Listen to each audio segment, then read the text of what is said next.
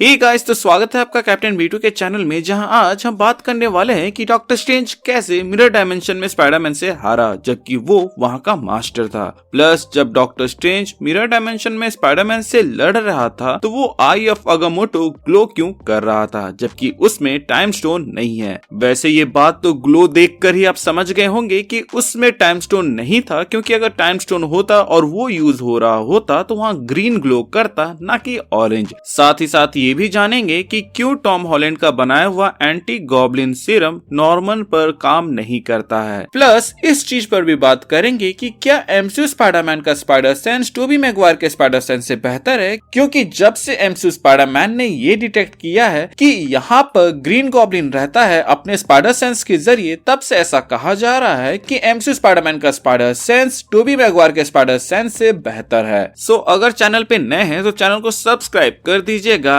ऐसे वीडियोस के लिए, क्योंकि हम ऐसे टॉपिक्स पे बात करते रहते हैं। तो शुरुआत करते हैं इस बात से कि कैसे डॉक्टर स्ट्रेंज मिरर डायमेंशन में हार गया जबकि ये तो डॉक्टर साहब का इलाका था, तो उसमें उनको मात देना बहुत बड़ी बात थी। अब देखो, अगर हम ये मानकर चले कि ये तो स्पाइडरमैन की मूवी थी इसीलिए उसको चमकाने के लिए डॉक्टर साहब का मजाक बना दिया गया, तो बात यहीं पे खत्म हो जाती है। लेकिन अगर आप ध्यान देंगे तो ऐसा करने के लिए उन्होंने जो सर्कमस्टेंसेस बनाया उसके अंदर उन्होंने हमें ये दिखाया कि मिरर डायमेंशन यहाँ पे कोलैप्स हुआ, जिसके वजह से वहां की चीजें अनस्टेबल हो गई, जिसपे डॉक्टर स्ट्रेंज ने ध्यान नहीं दिया बल्कि वो बॉक्स लेने में बिजी था। और इसी बात का फायदा उठाते हुए स्पाइडरमैन ने उनके ट्रिक से उन्हें ही हरा दिया। ये बहुत ही बेसिक मूव है जो कि मूवीज में यूज किया जाता है, जहां जो पावरफुल कैरेक्टर रहता है उसके पावर को उसी के अगेंस्ट यूज करके कमजोर कैरेक्टर को जिता दिया जाता है या फिर टक्कर दिलवाया जाता है। फॉर एग्जाम्पल, आप एवेंजर्स मूवी का ये सीन ही ले लीजिए जहाँ पे हमें थॉर वर्सेस आयरन मैन दिखाया गया था, जहाँ पे अगर थॉर सिर्फ अपने रॉ पावर और म्यूनिर को ही यूज करता तो वो टोनी को यहाँ पे हरा देता, लेकिन लड़ाई के शुरुआत में ही वो लाइटनिंग यूज करता है, जिसके वजह से आयरन मैन का सूट 400% चार्ज हो जाता है, जिससे थॉर से लड़ने में उसको एक मदद मिलती है। नो डाउट आयरन मैन के सूट में बहुत सारे फीचर्स थे, लेकिन उस वक्त उस सूट में इतने फीचर्स नहीं थे कि वो थॉर को रोक सके। प्लस अगर आर्क रिएक्टर का जब पावर खत्म हो जाता तो उसके बाद से तो थॉर ही डोमिनेट करता, लेकिन फाइट की शुरुआत में ही थॉर के लाइटनिंग के वजह से टोनी का सूट 400% चार्ज हो गया, जिसके वजह से ये फाइट थोड़ा सा फेयर बना। उसी तरह डॉक्टर स्ट्रेंज का स्पाइडरमैन को मिरर डायमेंशन ले जाना जरूरी था, क्योंकि रियल वर्ल्ड में वो उसको आराम से हरा देता,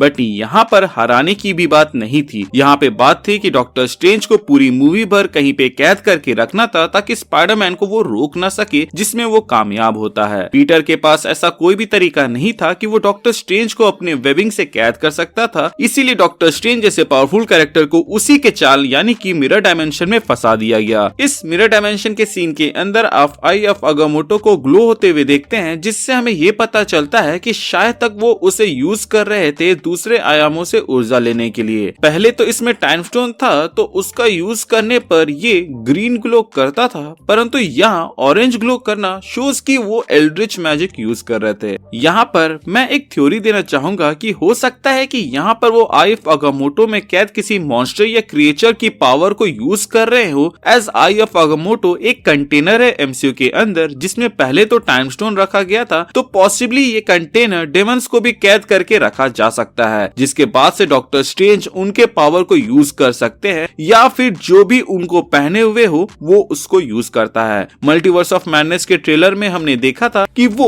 अपने हाथ से छोटे ड्रैगन जैसे कुछ छोड़ रहे थे, तो हो सकता है कि वो ऐसा इसलिए कर पा रहे थे क्योंकि वो आई ऑफ अगामोटो में उनको कैद करके रखा है। व्हाट इफ में हमें देखने को मिला था कि सुप्रीम स्ट्रेंज सारे डेमंस को अपने बॉडी में एब्जॉर्ब कर रहे थे, इसीलिए वो इतने सारे डेमंस को यूज कर पा रहे थे, बट मे बी एमसीयू वाला डॉक्टर स्ट्रेंज मॉन्स्टर को खुद में एब्जॉर्ब करने छोड़कर आई ऑफ अगामोटो में कैद करता है। इनफैक्ट आपको आई ऑफ अगामोटो पर रून्स कार्व्ड देखने को मिलेंगे, जिसको मैंने अपने फैक्ट सीरीज के एक एपिसोड में बताया था, एंड यही रून्स के वजह से इबॉनी मोर टाइम स्टोन को नहीं ले पाता है, उल्टा उसका हाथ यहाँ पे जल जाता है। रून्स के बारे में अगाथा ने भी बताया था कि ये बहुत ही बेसिक लेसन है मैजिक का, बट बहुत ही काम का है, क्योंकि इसी के मदद से उसने स्कारलेट विच को अपनी उंगलियों में नचाया था और सीरीज के एंड तरफ में स्कारलेट विच ने अगाथा को हराया था। खैर, ज्यादा ऑफ टॉपिक न जाते हुए मुद्दे पे आते हैं, जहां आप में से कुछ लोग मुझसे ये पूछ सकते हैं कि क्यों डॉक्टर स्ट्रेंज आई ऑफ अगामोटो में कैद करेंगे किसी भी डेमन को जबकि वो खुद के अंदर भी एब्जॉर्ब कर सकते हैं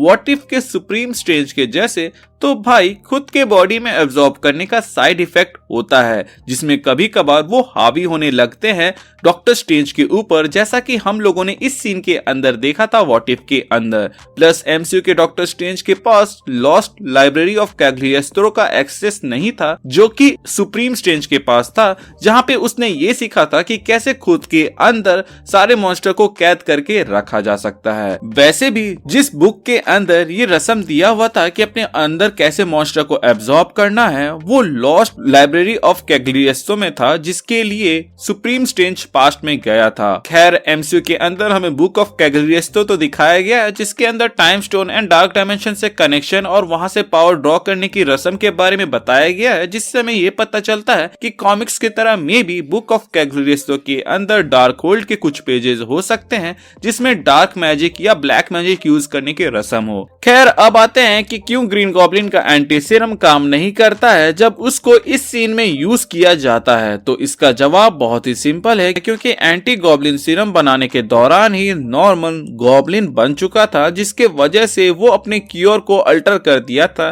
ताकि उसके ऊपर कोई इम्पैक्ट ना हो। एंड स्पाइडरमैन का स्पाइडी सेंस टिंगल करने से पहले ही हमें पता चल जाता है कि वो नॉर्मन ऑसबॉर्न नहीं बल्कि गॉब्लिन है जब डॉक्टर ऑक्टोपस यहाँ पर उसको पूछते हैं। यहाँ पर मैं एक चीज पॉइंट आउट करना चाहूंगा कि बहुत लोगों का ऐसा मानना है कि एमसीयू स्पाइडरमैन का पीटर टिंगल या फिर क्या स्पाइडर सेंस टोबी मैगवायर के स्पाइडरमैन के स्पाइडर सेंस से ज्यादा अच्छा है, क्योंकि उसने इस सीन के अंदर ये डिटेक्ट कर लिया था कि ये नॉर्मन ऑसबॉर्न नहीं बल्कि गॉब्लिन है। तो मैं आपको बता दूं कि वहां पर उसने ये डिटेक्ट नहीं किया था कि ये नॉर्मन ऑसबॉर्न नहीं बल्कि गॉब्लिन है, उसने ये डिटेक्ट किया था कि ये बंदा हमारे लिए खतरा है। और खतरा तो नॉर्मन ऑसबॉर्न होने से रहा क्योंकि वो तो खुद मदद के लिए पीटर के पास आया था, बल्कि जो खतरा होगा वो होगा उसका अल्टर ईगो जो कि है गॉब्लिन, और इसी वजह से वो यहाँ पे डिटेक्ट कर पाया था। टोबी मैगवायर के स्पाइडरमैन के सामने ऐसा कोई भी सीन नहीं आया था जहाँ पे नॉर्मन ऑसबॉर्न नॉर्मली उसके सामने हो और वो उसके लिए खतरा बन रहा हो जिसको उसे या फिर उसके स्पाइडर सेंस को डिटेक्ट करने की जरूरत पड़े। On the other hand Tom Holland के स्पाइडरमैन के सामने तो ऐसे कई सारे इंस्टेंसेस थे जहां पर उसके सामने खतरा था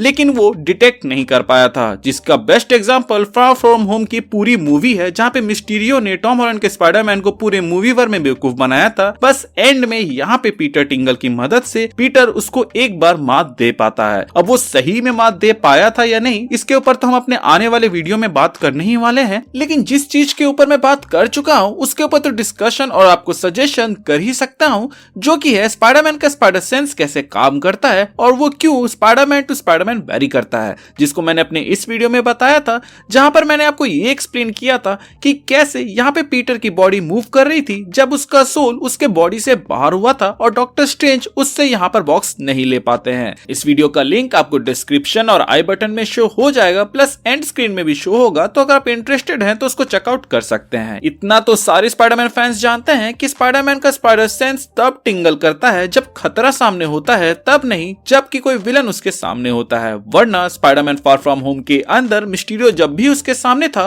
तो वो सेंस कर लेता कि ये एक इल्यूजन है और ये उसके लिए खतरा है, लेकिन वो कभी इस चीज को सेंस नहीं कर पाया था क्योंकि उस मोमेंट तक वो कभी भी खतरा नहीं बना था। सो गाइस आज के लिए बस इतना ही। कैसा लगा मेरा आज का ये वीडियो आप हमें कमेंट सेक्शन के जरिए जरूर बताइएगा। इसके अलावा अपने ओपिनियन भी कमेंट सेक्शन में शेयर कीजिएगा कि आपको क्या लगता है एमसीयू स्पाइडरमैन का स्पाइडर सेंस टोबी मैगवायर के स्पाइडर सेंस से ज्यादा अच्छा है या दोनों ही बराबर में है। चैनल पे नए हैं तो चैनल को सब्सक्राइब कर दीजिएगा और पुराने हैं तो प्लीज चेक कि आपने बेल आइकन दबाया है या नहीं। अगर आपने दबा दिया है तो वेल एंड गुड, और अगर आपने नहीं दबाया है तो उसे दबा दे ताकि जब भी मैं कोई वीडियो डालूं उसका नोटिफिकेशन आपको जाए। इसके अलावा हमारे चैनल का एक छोटा सा मोटो है जो कि है लोगों की मदद करे, अपना ख्याल रखें एंड कीप मूविंग फॉरवर्ड का रट लगाकर आगे बढ़ते रहें। Thank you for watching this video, stay tuned.